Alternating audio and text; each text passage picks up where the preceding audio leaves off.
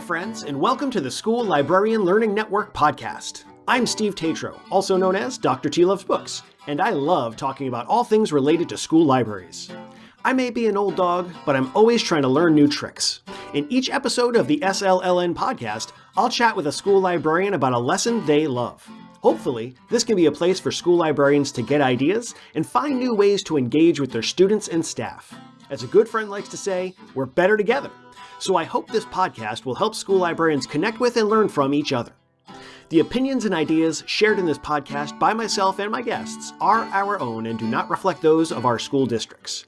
And because school librarians always strive to be good digital citizens, I cite sources when using material that is not my own. Without further ado, let's get to this week's episode. Hey everybody, we are back once again, and I am super excited that we're getting to talk to Captain Library himself, Tom Bober. Tom, I am so glad you could be with us today. Why don't you do a quick little intro, tell us a little bit about yourself so people know who you are if they are unfamiliar, which I can't imagine, but just in case. Hey, Steve, good to be with you. My name's Tom Bober. I'm a K-5 librarian in the Clayton School District, which is in the suburbs of St. Louis, Missouri. I've been in my library, I think 13, 14 years now. I think it's 14 years. And all in the same spot, and just couldn't enjoy it more. So, and glad to be with you today, sharing some of the things that we do in the library. I love when we get to share, because I feel like that's something when we're all in our own little buildings, we don't always get that opportunity. So it's one of the things I love about doing this. So how did you end up in the school library? Was this like a plan from jump, or was this sort of a circuitous path? This was just kind of an evolution. So I started out teaching 4th and 5th grade, and I did that for a number of years. And I got to a point where I felt like I was doing a lot with tech at the time. And I thought, boy, I could really help a lot more students if I move into more of a tech support role. So I was in 2 different districts, in what was called, in one district, an instructional technology specialist, in another district, an educational technologist. And I was building based, and I was providing both curriculum support as far as technology integration into the curriculum, as well as kind of hardware, software, troubleshooting type of support at the same time. And I did that for a number of years. And I started to really miss working as closely with students around reading as I had when I was in the classroom. And I also felt like I wasn't able to influence the research that they were doing. And this was all at the elementary level, the way that I wanted to, because I was helping more with just getting in and just understanding the databases and web searching, but wasn't necessarily teaching kind of the hows and the whys to research. And both of those things, in my mind at the moment, would be answered by stepping into the librarian role. Yeah. And I started to take classes and got my certification. And amazingly, as I was working towards this, the librarian in that same building I was in decided to retire. And I was lucky enough to get that position. And that is still where I am today. Nice. It seems like a lot of us tend to take a little more of a circuitous path into the library. And it's really interesting when we can bring those different kinds of experiences to the library, because there's just I think you can get a little bit of a different perspective when you kind of have seen different parts of education and then you come into the library. I love the library community, the school librarian community, because of exactly that, because we each have not only our own interests and personalities, of course, but we also have those unique skill sets that we bring in. And I think that it allows me, at least selfishly, to kind of lean on all of these different wonderful people, because they've got skill sets and experiences that I don't have, and hopefully I'm able to do the same for them. So I think I love the community for that. Oh, absolutely. Absolutely. I learned more from my PLN than I think I did in any of my certification classes. It's always a pleasure to talk with people and just get ideas, bounce ideas off each other. Speaking of ideas, you're going to be sharing with us a lesson on the 5 types of nonfiction. And I'm just kind of curious, where did this lesson come from? Like, what was the genesis of this? So this was born completely and utterly out of necessity. So this is several years ago now, around 2018, maybe 2019, as a school, we were having students that would come to the library regularly, especially during the nonfiction reading and writing units that would happen in the classrooms. And I would have students who would come in and they'd say, oh, my teacher says I need to get a nonfiction book. Or the whole class would come in and the teacher would say, hey, everybody get a nonfiction book. And the students would go into the nonfiction section, right? They'd go into the nonfiction section, they'd browse around. And with only that as a guideline, they'd grab something that was interesting to them.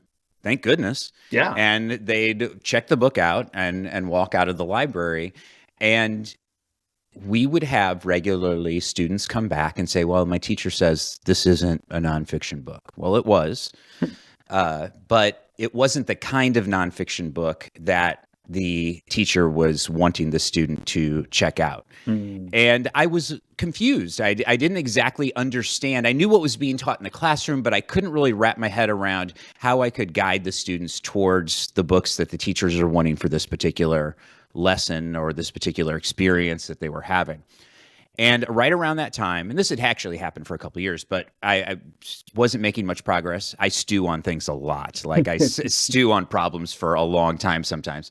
And right around that time, in 2018, 2019, Melissa Stewart had an article that came out through School Library Journal, which was, I think, still entitled The 5 Kinds of Nonfiction, or it had something like that in the title. And it went over what she described as 5 essentially like formats of nonfiction. So real quickly, I'll go over them. Yeah. What we had were, I'll go through like kind of the easiest to identify to maybe a little more challenging. So one type of nonfiction in her category is active nonfiction that teaches us how to do something. So think like everything from like books to teach us to do origami, to cookbooks, to self-help books. All of that I would qualify under active nonfiction. Okay. Browsable nonfiction. At the elementary level, these are the books where you can pick up and open to any page at any time, and you're not hindered by not reading the page before or not reading the page after. You get these little factoids that are all throughout. So you could think like the DK books, if you're those eyewitness books, if you're familiar with those, or the Weird But True books at the elementary level. And as you get up to high school, maybe you're have like chunks of every 2 or 3 pages, but you still have that chunking idea and that things are a little bit maybe disconnected. Sometimes they're themed across the book, and sometimes it's just a collection of facts. Mm-hmm. So like your Guinness Book of World Records sorts of things. Absolutely. And like, yeah. Okay. Yeah. Okay. Absolutely. So then we move into our narrative nonfiction, and those are our story nonfiction books, right? They've got a story arc, a beginning, middle, end. We have main characters. So think of our Steve Schenken books. Yes. All of his, I mean, he's kind of quintessential, but also so much of at the elementary level, and I think these belong everywhere, of course, but the historically based nonfiction picture books that often have that narrative arc. They're about an individual or a big event that have that narrative storytelling going on within Maybe like a Nathan Hale's Hazardous Tales sort of a storyline. Yeah, Not as much. Okay. I think Melissa Stewart would make the argument that those might be, and I don't want to speak for her, but I feel like I've heard her make that argument that those books might be more informational fiction in her mind because they have that narrator that is fictionalized going through the story. Okay. I have them in my nonfiction section, and I do have them labeled as a narrative nonfiction, but I don't know that everyone necessarily does. But yes, that's where I have them as well. I that whole idea of a fictional narrator in a non giving informational facts is or telling us a true story is a whole different beast, I think. So I don't want to tread in those waters today too much, but I know people talk about it, and I don't. That's where I have them in my nonfiction section. So we have those. Yep. We have, and then we've got traditional nonfiction books. And this is what my teachers wanted my students to listen to check out and to be reading for this particular assignment so often. And those are the books that are essentially traditionally organized. They're about a broad topic. They're organized in chapters.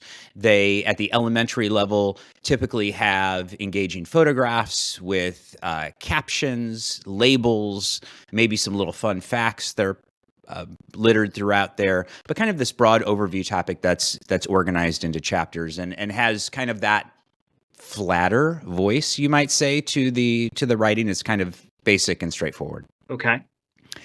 And then the one that I think is the most complex to identify, but also the most interesting, Melissa Stewart describes as expository literature. And that is, if you read any of her books, that's typically what she publishes now.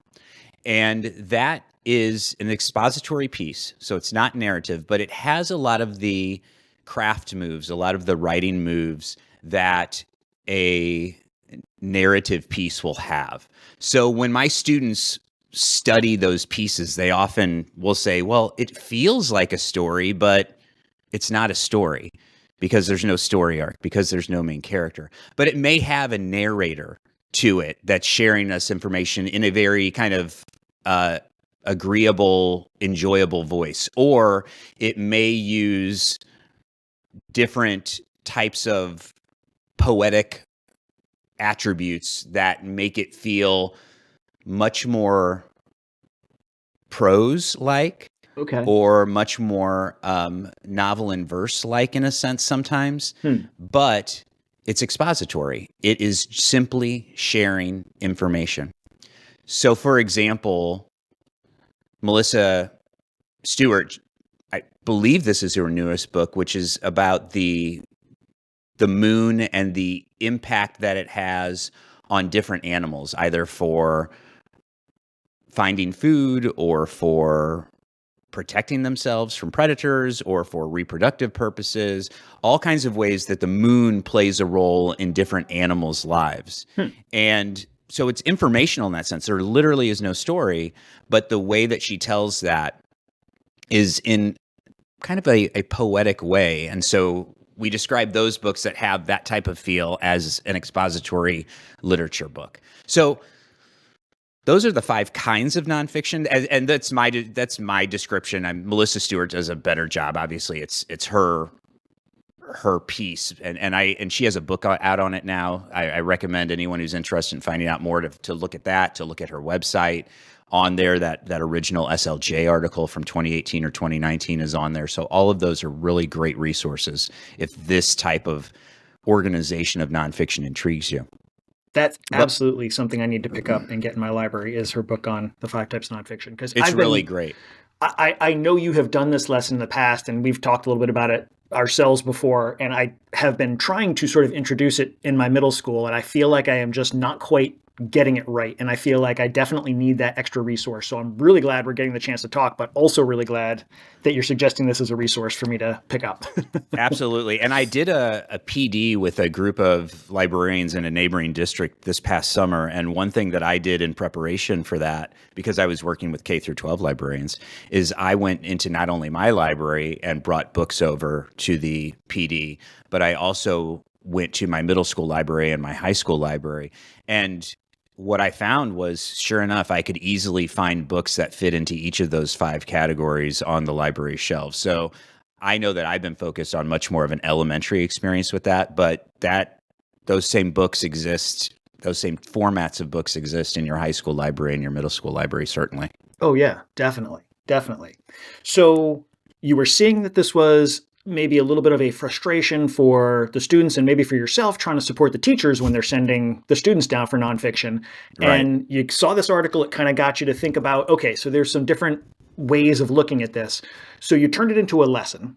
And how does the lesson sort of unfold for the students? I'm imagining they're coming to see you in the library and it goes from there. So I'll say first that this lesson is not just for the students. This lesson is for the teachers too, because I need the teachers to buy into this. And so this lesson is kind of dual purpose. Now, I'm very lucky, I believe, in that 1st through 5th grade, all of my teachers come into the library with their students.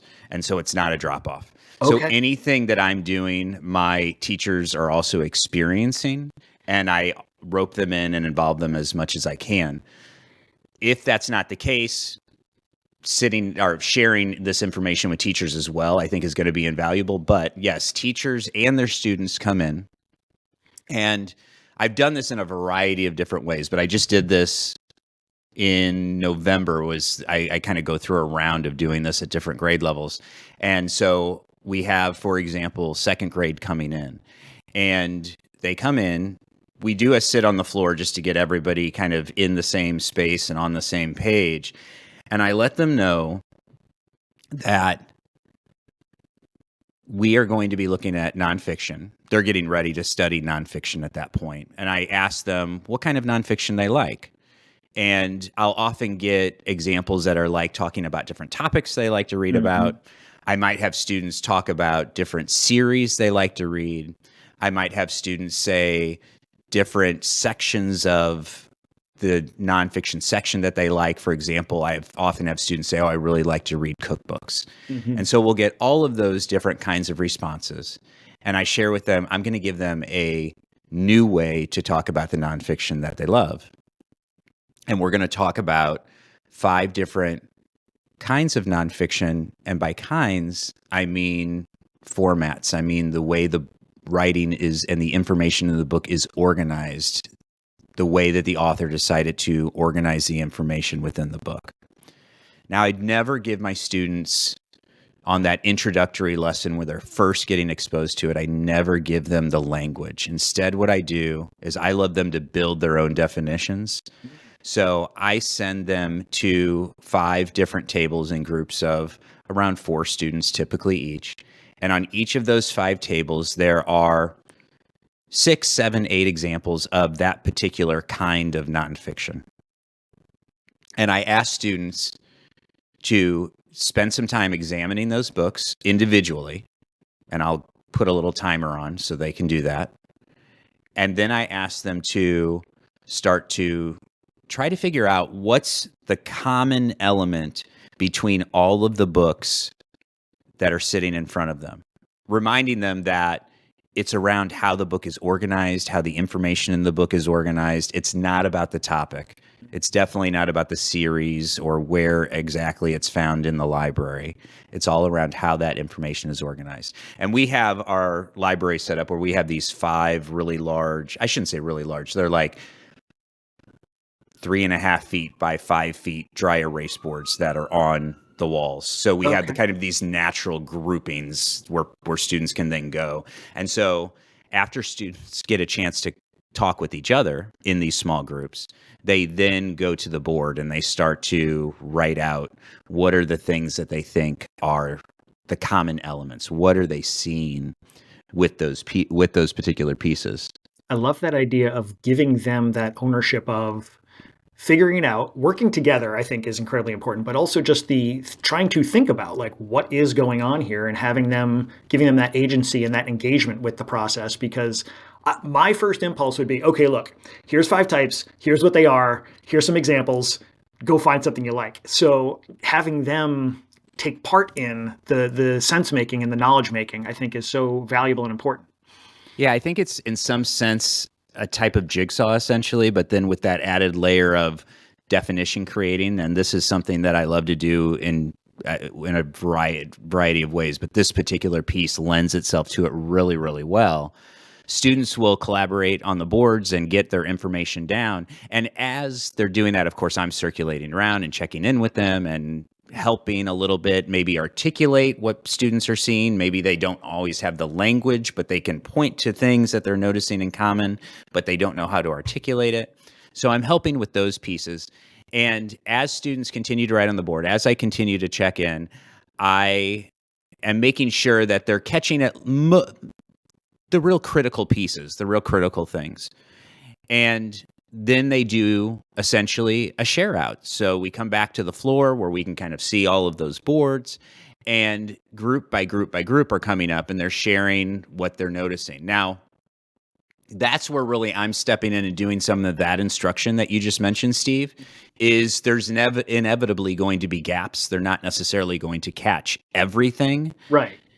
And so I'm coming in and filling in the gaps, and I'm doing a few other things too. So number one, if they're missing an important element that's really common to see across those books, I'll point that out. I'll more have a conversation with that group out loud for everyone to hear and say, hey, did you notice these elements? For example, in an active nonfiction book, you typically have numbered steps as far as directions, right? If they don't have that element of numbered steps, I'll say, hey, did you notice that a lot of these have numbered steps?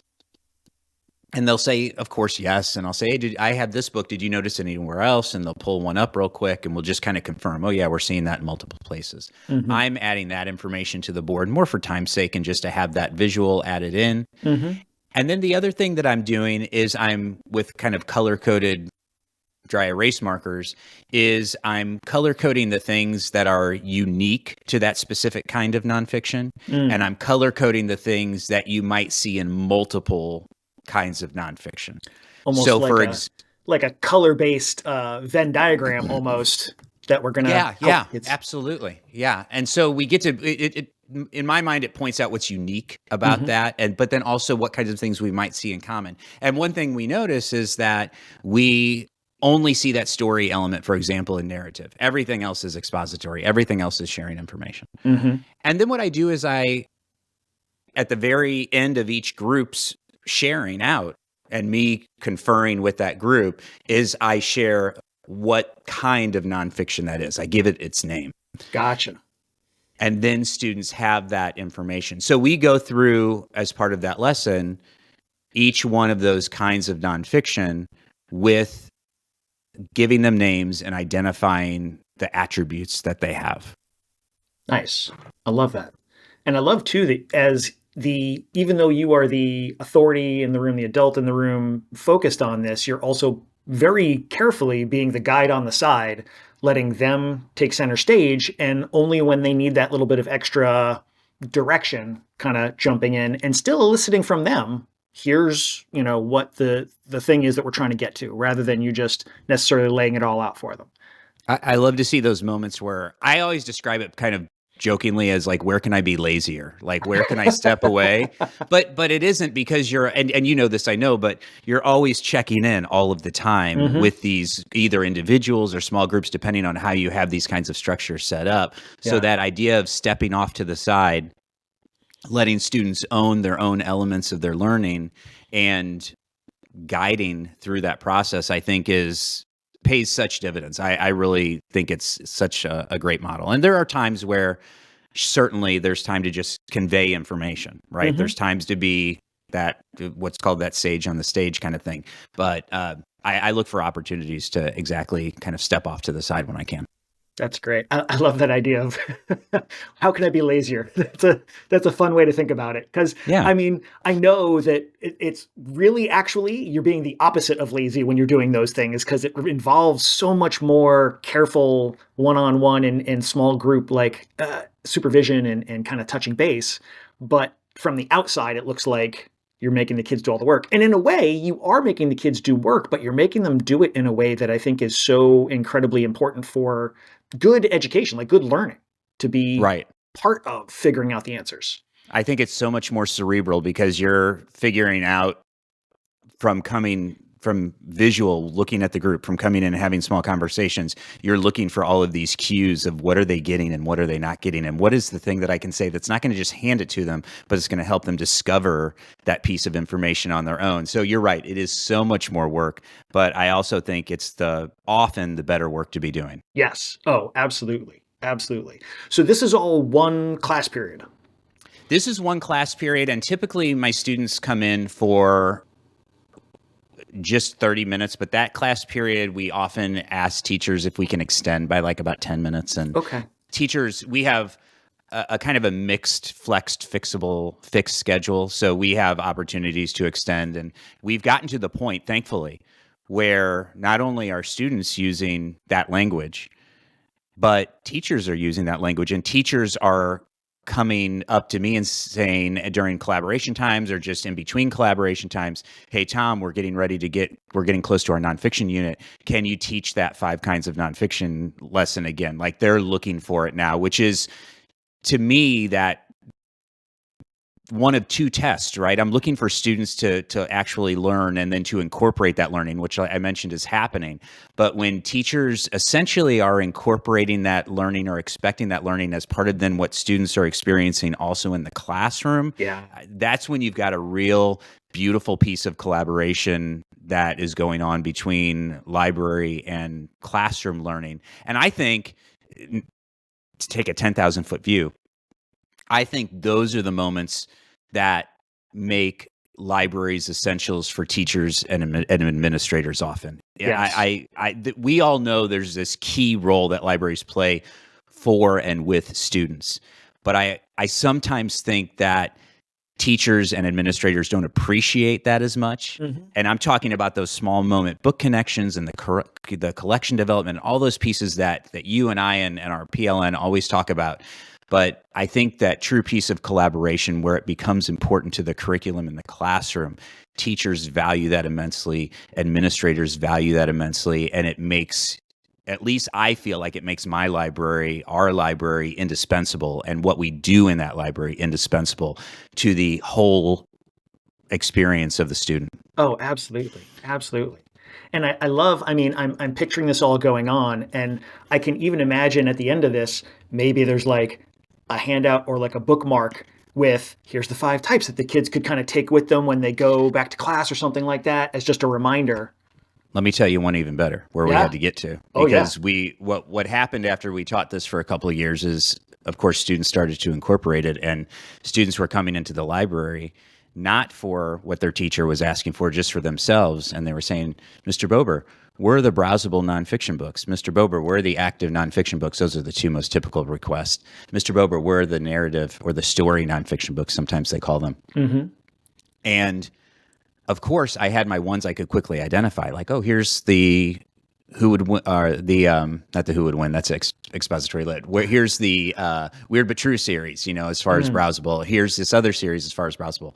But I knew I was missing a lot of stuff. So what we did not too long ago is we went through the entire library and we color-coded each of the nonfiction spine labels by the kind of nonfiction that it is. Nice. Now, sometimes you'll see a little bit of a mashup, right, within a book, but we had to make a decision one way or the other. Mm-hmm. So now at the end caps of our nonfiction shelving, we have just a small display that has all those 5 kinds and then the colors that they see on the spine label. So we've tried to make it as usable and as browsable friendly as possible for our students. Yeah, it's almost like you're genrifying within that nonfiction collection. That's exactly how we view it, except for it's by that format or structure that of nonfiction. So we have it still organized the same way, right? And we have multiple nonfiction collections, but all of those are organized. For example, our main nonfiction collection is still organized by Dewey. Our biography nonfiction collection, we have that a little subdivided by kind of types of biographies, but then all of those are also labeled, color labeled by the kind of nonfiction that it is. I've been sort of going back and forth about genrifying. I want to genrify the fiction, and I'm going back and forth about genrifying the nonfiction, but maybe this is the answer to being able to find it on the shelf, but also help the kids find here's the type of nonfiction you might want to pick up. We found it. The other thing that we've done, and I know this gets a little bit away from the lesson, but we've also then organized, like I mentioned, kind of had these other little subsets of nonfiction. So we, at the elementary level, have a nonfiction picture book section. We have I mentioned a biography section. We have a series section where those books that sit in Dewey would be spread out otherwise. Mm-hmm. So for our elementary people, Who Would Win, I just mentioned it. Those are spread out, and I always have kids ask for them. So putting them all together and doing that with the different kinds of series, the DK series I mentioned earlier, putting them all together because kids, they get hooked on them and they wanted to read them. And then we also have an oversized nonfiction collection where we have books that are literally like, half as large as some of our children, and they're incredible books, but they don't fit on a regular shelf. So we've made a special physical space to hold all of those. So we have all of these individual types of collections, and then the color coding by the 5 kinds of nonfiction on top of it, plus the Dewey organization. So we almost have like these 3 layers going on of how our nonfiction is organized, and it is complex from a setup point of view. It did take us time to get there, but from a student point of view, my experience is that students are able to really target in on what they're wanting to look for and then to identify that much easier. Doesn't mean they don't ask me for help. They certainly do. Doesn't mean I don't help them search for something on Destiny. I certainly do. But these organizational layers have really added some independence to our students going in and finding what they're wanting to read, or just being able to browse more effectively in the library. I mean, I think it's a great example of there are sort of standard ways of organizing, and people, say, oh, well, this is the standard that we're going to teach so that wherever the kids go, they get what they need. But within that, you've got to serve your population. And it sounds like you are doing such an amazing job of doing just that, like focusing on the UX, the user experience for the kids. How do we make this the easiest possible library for them to use, which should be the goal, period. Absolutely. And I was stuck in my own head for a while around exactly what you said, like, oh my goodness, they're going to go to their public library and everything's just going to be organized by Dewey. I'm going to confuse them. No, I'm going to make this easier, because for 9+ months out of the year, for most of my students, this is their library experience. And we need to honor that and make it, as you said, as easy as possible for them to find the books that they want to read. I mean, so I saw it as very much an opportunity. Adding in those layers was, in a way, taking down some barriers that were probably unintentionally in place. Yeah, absolutely. Man, we could talk organization for the rest of the week, I'm sure. To just circle it back around a little bit, it sounds like the students are really getting a lot out of this, that they're coming to you and asking for titles based on, or suggestions based on the different types of nonfiction. So it sounds like the student experience has been, or the student response has been very good to this lesson. Have they shared anything else in terms of how they're reacting? Well, I think exactly what I just said is they're specifically utilizing the terminology, which is what I was hoping for. The other thing that we're doing this year that I think is really exciting is that Melissa Stewart and I are actually working together on a little bit of a study where I am tracking the circulation by grade level, and then we're looking at, of those 5 kinds of nonfiction, how many books are getting checked out at different grade levels. So what is kind of the popularity of those 5 kinds of nonfiction? And I think it's going to be interesting to see. We've obviously have like half a year's worth of data so far, so I'm not going to say anything yet about kind of where it all stands. But there's been some surprises for me around, not that I didn't know what students are checking out, but sometimes until you see the numbers, it doesn't exactly present itself the same. So we're getting kind of this unintentional sharing by students in the sense of looking at their circulation to see what kinds of nonfiction are being checked out the most, what are most popular, and then how do we utilize that along with what you're saying. Obviously when students are asking for stuff, we have that anecdotal data of like, oh, students are really checking these books out, or I'm seeing this grade level always go to this section of nonfiction. But when we are seeing the checkout numbers, when we're seeing what's actually circulating, that's going to give me some more information, and I think really going to help me craft my collection even more towards the needs and the wants of the students in my school. Love that. Using data collection so that we can make sure we're serving the students the best we can. That's awesome. And it sounds like not only have the students responded to this lesson, but the teachers have too. Yeah, absolutely. Teachers are utilizing it. And we've had, I'm not saying everybody like right from day one was like on board and, hip, hip, hooray, here's a new thing for me to think about.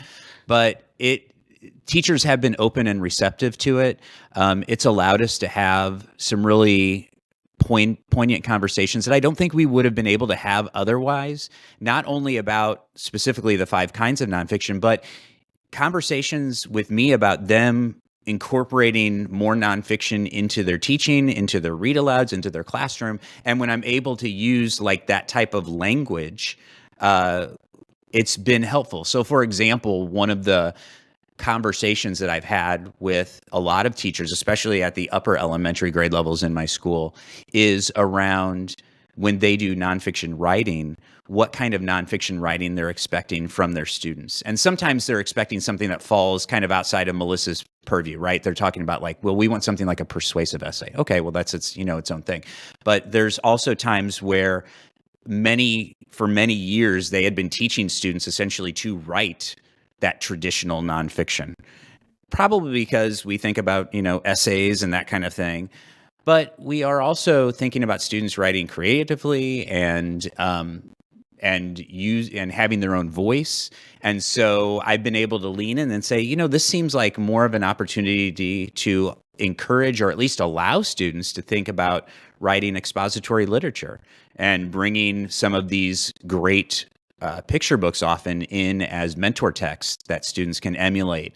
And so we've made some progress with that. We've brought in nonfiction authors virtually to speak with students about them and their writing, and specific to like some of these kinds of nonfictions. Like that has been a conversation piece. Like, I don't want to just only bring in narrative people. Let's bring in somebody who does expository lit as well. Like we kind of go across the board. And so I think that language has, not only impacted the conversations and the ability to communicate what they want from students, but it's really impacted how teachers are viewing their nonfiction and how teachers and I are collaborating together.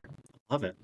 I would love to see, I'm thinking through all the possibilities here. Like if students had the opportunity to do some instructive nonfiction, they're experts in certain areas that we maybe don't know that much about, and giving them that chance to kind of show their expertise. That could be a fun, sort of a different way of bringing in some nonfiction that maybe the teachers aren't thinking about that as nonfiction, but writing about how you play a video game or writing about how you make a TikTok video or whatever it is, they're going to have some real interesting insights, I think. Yeah, they do get opportunities to do that at certain grade levels, and I think they're great. I think that element that I keep pushing for is like, okay, well, how are they sharing it? It doesn't necessarily have to be this like chapter breakdown of how to play a video game. It can be a little bit more immersive, but still have that informational element in it with like an expository literature. Or could it be browsable? Can I just have all these little factoids about all these great video games that I love and incorporate that? Like what are the possibilities? And I think that, again, it gives us the language to talk about possibilities. Oh man, so great. So are there any particular ways that you differentiate or modify this for different groups? Yeah, so I actually do some version of this from year to year. And so I often don't do the full blown out version that I mentioned. That's typically second grade. Mm-hmm. At younger grades, I've started to incorporate some of the language in, and we kind of talk about how certain books are laid out, although I don't give them the names of the kinds of nonfiction yet, but we'll talk about elements and structure around those books. And then as students get older, often what we're doing is a little more of a revisiting, plus we're going to have new students, plus sometimes I've got new teachers, right? So there's going to be that element going on as well. But typically then it's a little more of a revisit. So we might not do so many like independent investigating and then discussing and then putting on the board and then a sharing out. Like we may condense that a little bit. And so for somebody who needed to condense that because maybe they didn't have the time, we do something where it's like an exploration and a discussion and then a quick sharing out. So that's becomes more condensed.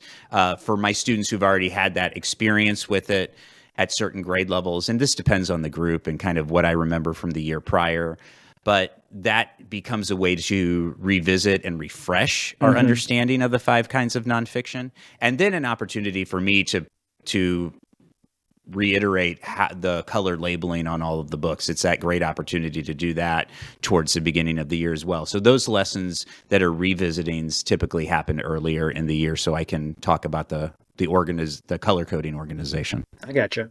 So if somebody's going to try this lesson for the first time, is there anything in particular they should kind of keep in mind as they are prepping? Yeah, I'd say one thing to keep in mind is when you pull those book examples, I mentioned earlier that sometimes there's like a little mesh up of examples where it will be, for example, traditional structure, but it might have a little more of an informal voice, so it feels a little more expository literature, but it's got more of a traditional, kind of organization, so it feels like a little bit of a mashup to me. Or things where it's sharing information, but it has like that little activity piece at the end of each chapter, so it feels a little like a mix up between traditional and active, for example. So when I'm getting my examples, when we're truly looking at these kinds of nonfiction, I'm getting ones that are really clear cut, that are obvious, and I'm going through them. And I'm also getting books that are short. because I want things that they're going to be able to look at quickly because we simply don't have the time for them to do the deep dive. And plus, the longer books, I think, get a little more complicated when we're trying to think abstractly about the structure of the book itself. Yeah. Oh, that's a great point. And do you at some point sort of talk to the kids about how sometimes there are crossovers so that they're aware? Absolutely, because when I'm throughout the year, I'm book talking, right? So whenever I'm book talking, I'm book talking as much nonfiction as I am fiction, and inevitably, I'm also talking about structure. So those are the opportunities for me to say, oh, it's got a little bit of this and a little bit of that, kind of mixed together within the book. That totally makes sense. Oh man, so many great points. So many great things that I am going to absolutely steal and work into my own nonfiction lesson. I really appreciate that. We're going to go in a completely different direction now, and we are going to have our book break. Book break. Squiddly. So, for the book break, any kind of book you want to share, it could be personal, professional, for the students, for the staff, for yourself, whatever, anything at all. What's a book that you want people to be aware of?